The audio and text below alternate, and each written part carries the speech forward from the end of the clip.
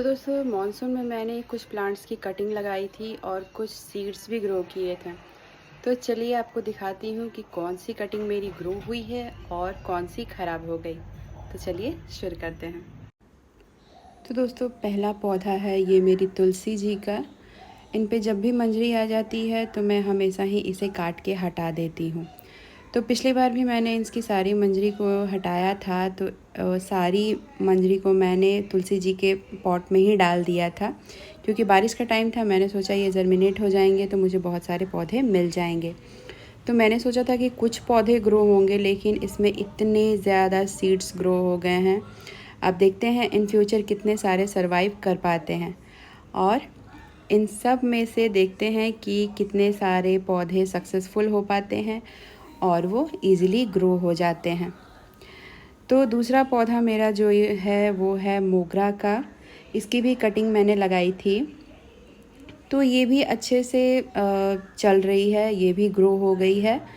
और इसमें मैंने एक देसी गुलाब की भी कटिंग लगाई थी, लेकिन वो ख़राब हो गई, ये नहीं ग्रो हो पाई। और ये जो मेरा मोगरा है वो अच्छे से उसके सारे नए नए ब्रांचेस आ गए। और पता नहीं ये 3-4 किस चीज़ के पौधे उगाए हैं इस पॉट में, पता नहीं। अब ये थोड़े और बड़े होंगे तब पता चलेगा कि ये किस चीज़ के पौधे हैं।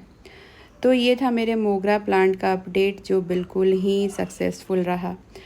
और ये मेरा रेन लिली का प्लांट है, जिसे मैंने सीड से ग्रो किया था। इसकी वीडियो भी मैंने आपके साथ शेयर किया था।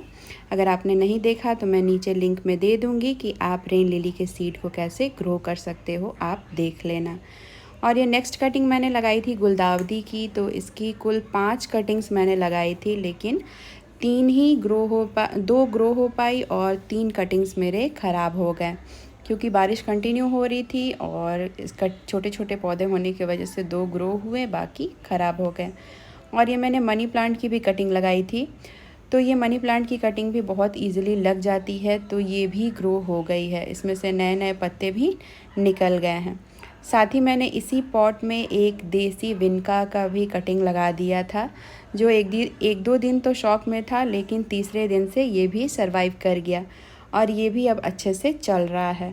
तो ये थी मेरी कुछ कटिंग्स और सीड्स की अपडेट।